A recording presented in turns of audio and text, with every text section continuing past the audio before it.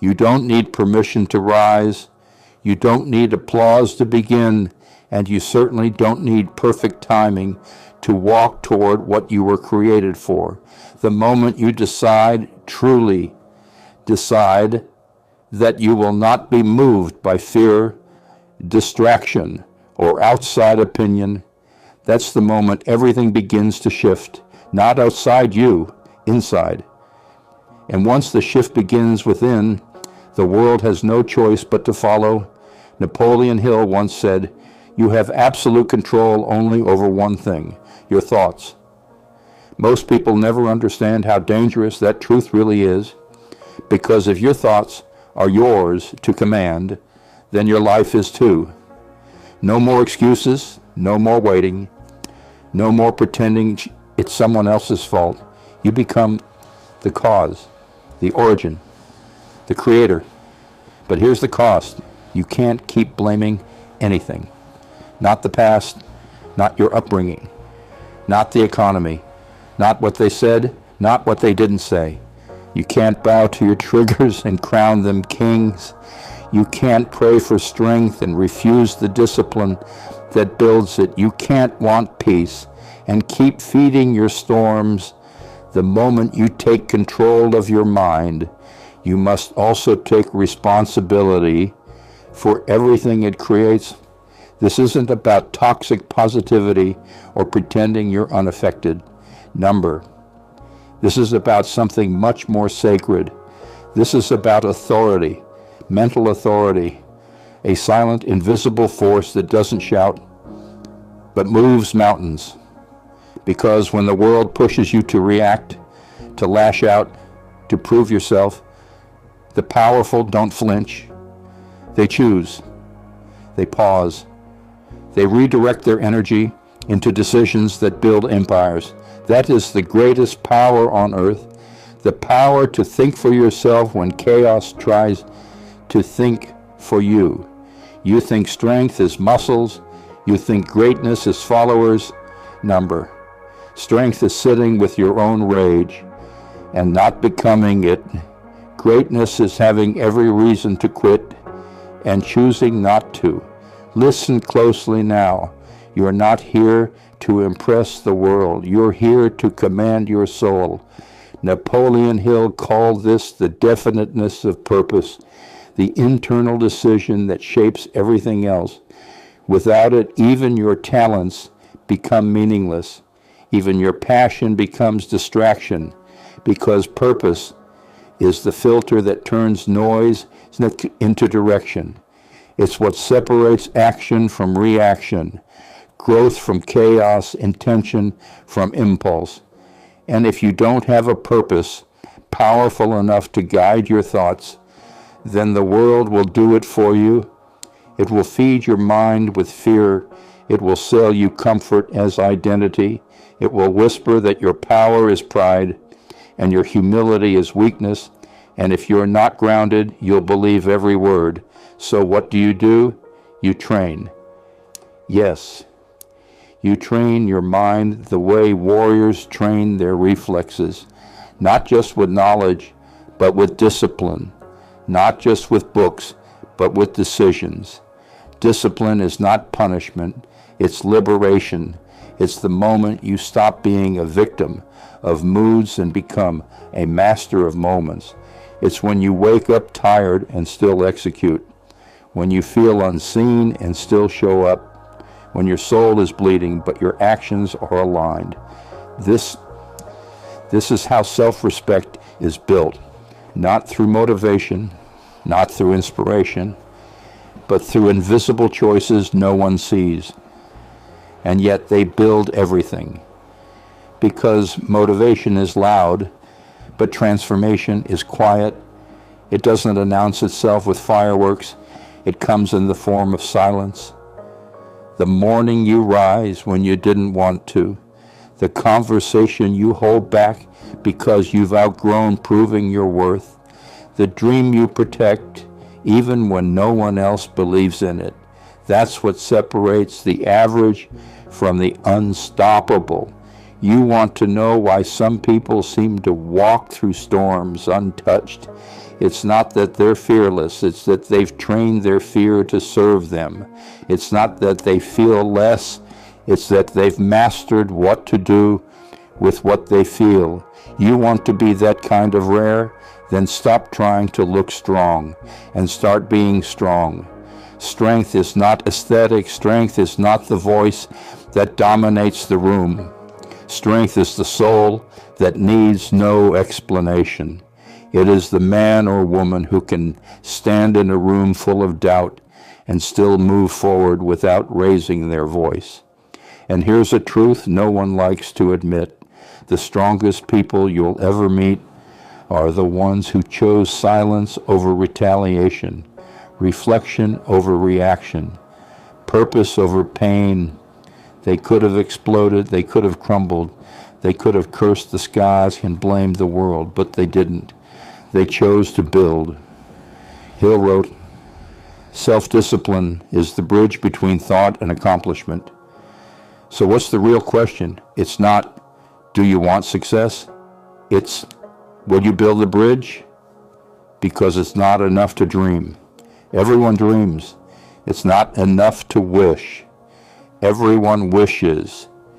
It's not enough to feel inspired. Inspiration fades. What matters is, will you keep walking when the lights go off, when the plan fails, when the applause stops, when it seems like you're alone, forgotten, and invisible? That's when your true self is revealed, and that's when most quit. They think it's a sign. They think delay means denial, but the real ones know. Delay is training, silence is testing, and adversity is the refiner's fire. It burns away everything weak, everything inauthentic, everything that was never truly yours. And what's left? The unshakable, the relentless, the version of you that doesn't need validation, because they are validation. You don't need to be understood. You need to be clear. You don't need more encouragement. You need more obedience to your mission, to your calling, to the vision planted in your heart when no one was watching. Because this is the difference. The average seek understanding. The uncommon seek alignment. So the next time your mind tells you it's too hard, remind it who commands it. You are not your feelings. You are the force that directs them. And you are not here to react. You are here to reign. You weren't born to fit in. You were born to realign the standard.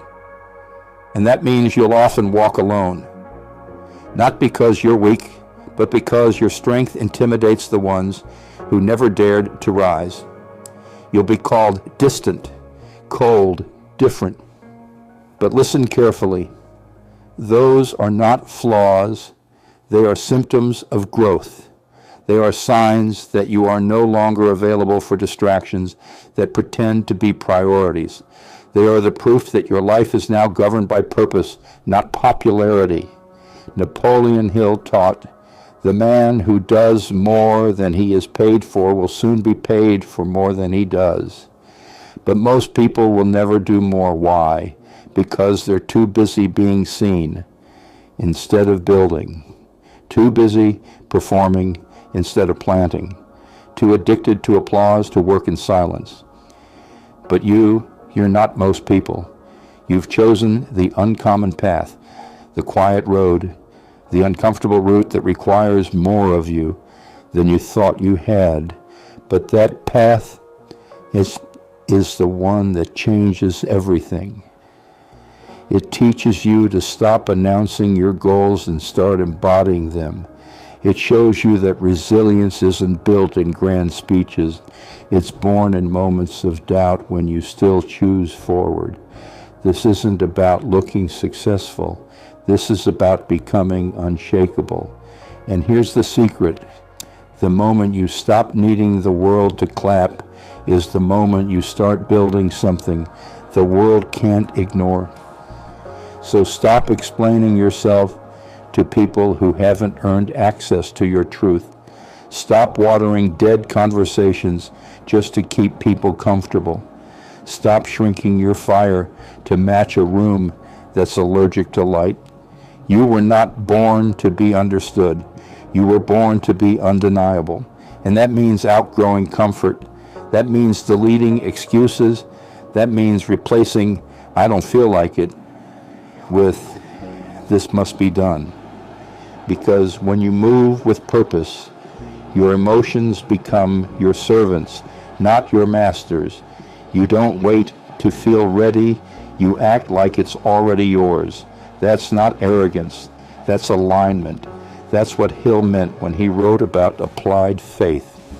Not blind belief, not vague hope, but a decision to walk like the outcome is guaranteed, even when the evidence says otherwise.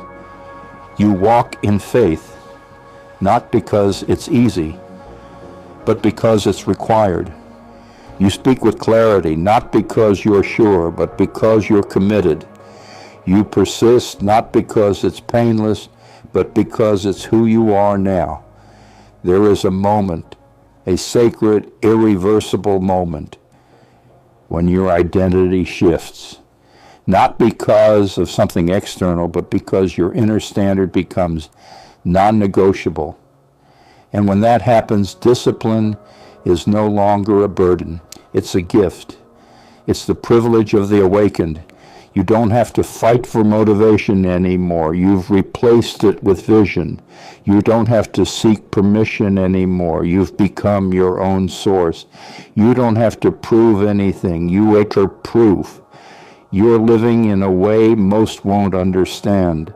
But that's not your concern, because those who misunderstand your silence will one day be inspired by your results. Your evolution doesn't need commentary. Let them talk, let them guess, let them doubt, because while they're speaking, you're becoming. And when they finally notice, it'll be too late to catch up, because the price you paid in private created a life they can only dream of. So guard your mind like a fortress, because this world will try to steal your focus with noise, trends, drama, urgency. But remember, focus is currency, and where you spend it determines what you build. Your mind is not a public park. It's a sacred temple. Stop letting every voice have access. Stop letting every notification interrupt your future. If the conversation doesn't elevate you, exit it. If the environment doesn't align with your vision, leave it. If the habit doesn't honor your purpose, eliminate it.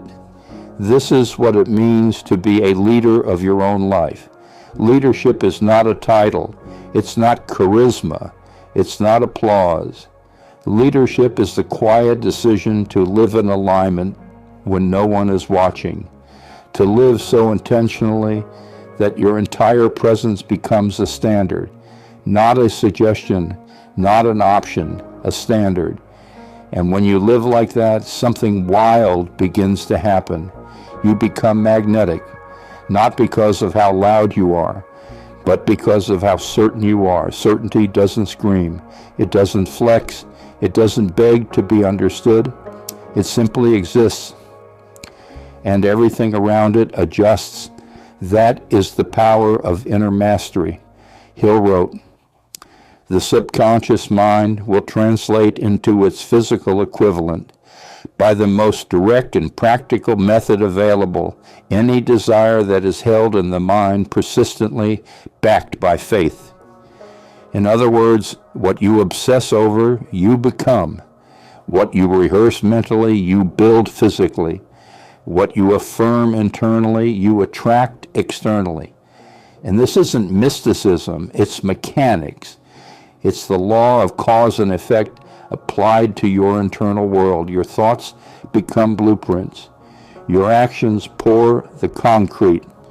Your habits lay the bricks. And your results, they are the mansion you live in. whether it's a palace of purpose or a prison of procrastination. So the question becomes, what are you building? Because every moment you're either reinforcing your future or rehearsing your past. Every excuse is a brick. Every decision is a brick. Every thought is a brick, which means your future isn't waiting, it's forming. Right now, right here, with or without your permission.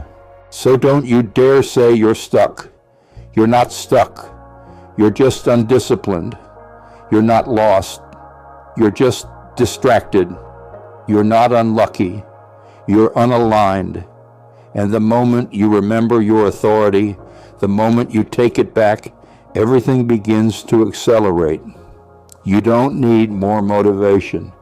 You need a mirror.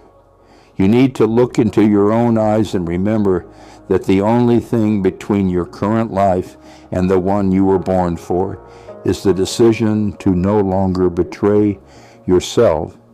Betrayal doesn't always look dramatic. Sometimes it's subtle. It's scrolling when you should be studying. It's overthinking when you should be acting. It's settling when you know you were born for more. But from this moment on, no more betrayal, no more delay, no more asking for permission to become who you already are. You are not here to find your voice. You are here to remember it. You are not here to play small and call it humility. You are here to rise and to roar, to lead. So now, with every breath, you walk like it's already done. You think like it's already yours. You act like there's no plan B, because there isn't. There never was. The world doesn't owe you clarity. It doesn't owe you applause. It doesn't owe you understanding, patience, or guarantees. But you owe yourself everything. You owe yourself the discipline you keep postponing. You owe yourself the consistency you keep outsourcing to tomorrow. You owe yourself the commitment to finish what you started, because nothing is coming to rescue you. There is no miracle without movement. There is no destiny without decision. Napoleon Hill said, "The world has the habit of making room for the man whose words and actions show that he knows where he is going." And that's the truth. When your inner world becomes non-negotiable, the outer world starts clearing a path, not because it's easy, but because you became impossible to ignore. You're not here to chase, you're here to align, to wake up every day and remember that clarity isn't found, it's forged in silence, in solitude, in those gritty, thankless hours where nobody's clapping and nobody's watching. But you keep building anyway, because you know who's watching. You, your future self, the version of you who doesn't beg for motivation, because they're too busy being the proof of what's possible. You think this is just about wealth, number. This is about dominion. This is about taking back territory that fear has ruled for far too long, about walking into every room like you've already won, not because of ego, but because you've already conquered the hardest battlefield, your own mind. The truth is, most people never fail. They just never finish. They confuse discomfort with danger. They confuse not yet with not meant to be. They confuse doubt with direction, but not you. You've grown tired of shallow motivation and sugar-coated slogans. You're done being inspired for 5 minutes only to fall back into the same cycle, because now you understand an inspiration is the spark, but identity is the fire. You don't need more sparks. You need to become the flame. That's what Napoleon Hill meant when he said, "There is one quality which one must possess to win, and that is definiteness of purpose, the knowledge of what one wants and a burning desire to possess it. Not a preference, not a maybe, not a would be nice, a burning desire, the kind that keeps you up at night, not with anxiety, but with focus. The kind that wakes you up in the morning, not with dread, but with fire. The kind that turns sacrifice into sacred ritual. You don't chase results anymore because you've become the kind of person who produces them. You don't beg for opportunities because you're too busy creating them. You don't wait for the door to open. You build the damn door, hinge by hinge, brick by brick, until the world has no choice but to notice. Because that's the truth about greatness. It doesn't arrive. It's constructed in pieces, in pain, in persistence. And that's why it's so rare, because most want the crown, but few are willing to bleed for it. Few are willing to lose friends, change environments, break patterns, and disappoint the crowd in order to obey the call. But you're one of the few. You didn't just want to change your results.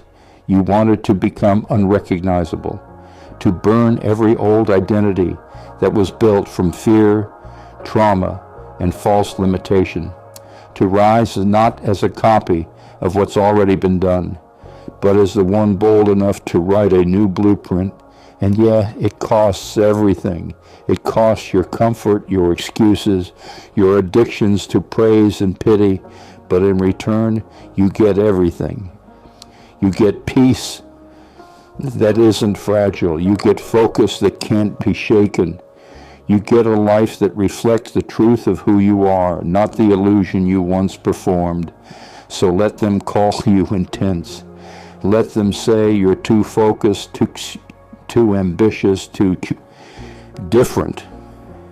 Because history is never made by the ones who blended in. History is made by the obsessed, by the relentless, by the ones who weren't distracted by the noise, because they were too devoted to the mission. And you're not here to participate in mediocrity. You're here to disrupt it, to live in such a way that your grandchildren don't ask what you did. They ask how you did it, because your life became the proof that it's possible. And here's the truth they won't tell you. You don't become legendary by being liked. You become legendary by being loyal to your vision, to your habits, to your calling, even when it hurts, even when it's lonely, even when it looks like nothing's working, because the breakthrough doesn't come when the world claps. It comes when you realize you don't need the world to clap. You are the applause. Every step forward, that's a victory. Every temptation resisted, that's a trophy. Every act of obedience to your future self, that's a legacy being written in real time. So stand tall, stand silent, and smile. Not because it's easy, but because you've become immune to easy.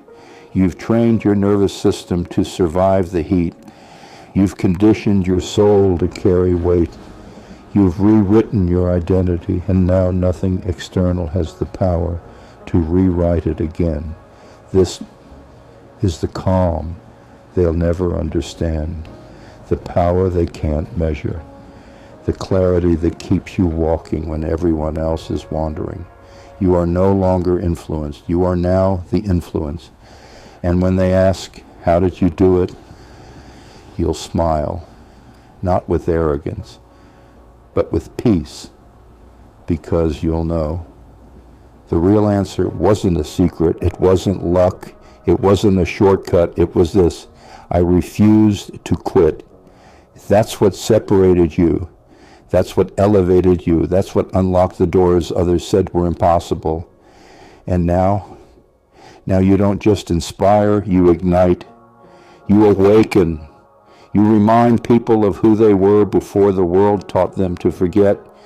And if there's one thing to remember from this entire message, let it be this: you were never waiting on a sign. You were always waiting on yourself. And now that you've shown up, it's done. If this message touched something in you, even just a little, help us share this frequency. Subscribe to our channel and send this video to someone who matters to you, because no one awakens alone. And the light you found here might be the light someone else has been waiting for.